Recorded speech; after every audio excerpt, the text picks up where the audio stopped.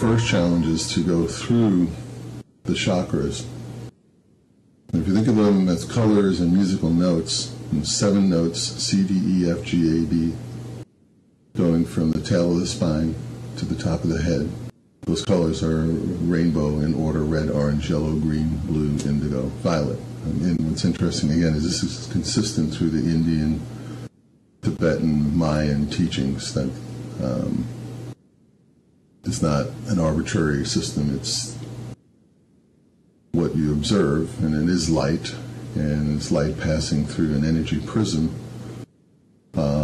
and hitting these 7 points in our body. So this prism, which would be, in the indigenous people using the Isis Osiris metaphor, would be called the Ka, or the soul.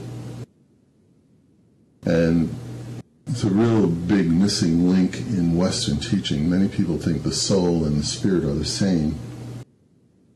In virtually all indigenous people's teachings, they're completely different things. There's the soul body and the spirit body. And that they are not the same, that the spirit body generates the soul body, which we're saying, when you do the research, that the indigenous people are saying, and the goddess principles are, that the soul body is the composite of the chakra, light body, bringing in those 7 rays of energy into those 7 points in the embryo and activating it is where our past lives and even parallel lives, because again, in these teachings they're saying not only do we have past lives, we have concurrent lives in other dimensions. As it relates to being on this planet at this time, we're injecting, as the incoming spirit, to take residence in that embryo, our past life experience in those 7 chakras. Each chakra is like a hard drive, and it loads in, or uploads, if you will,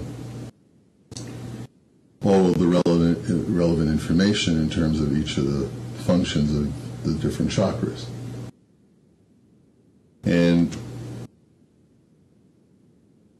when you think about the fact that a musical tone is coming from the chakras, and if there's a lack of balance or alignment, or what Carl Jung, the great psychologist, would say, the shadow,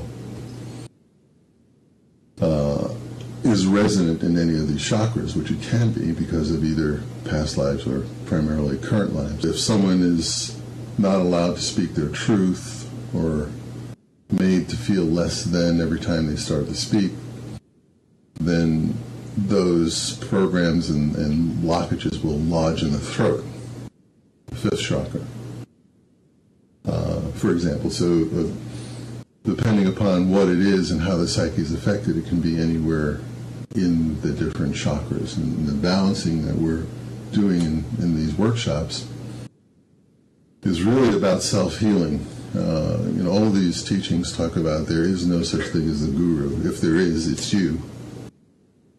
And it's interesting that Neil Stephenson, who wrote Snow Crash, took the word avatar to describe the pixel puppets that we are right now sitting in this circle as this new metaverse form of consciousness where we project a 3-dimensional version into the metaverse and interact with each other. And it probably couldn't be more of a fulfillment of what he was talking about on the upside in terms of a meeting like this, where avatars are talking about becoming literally their own avatars, or in the highest sense of that word, which I believe he consciously was implanting by putting that word out there. It's so great, rather than carbon unit or hyper dude, whatever term an avatar might have been given by the media. Avatar is just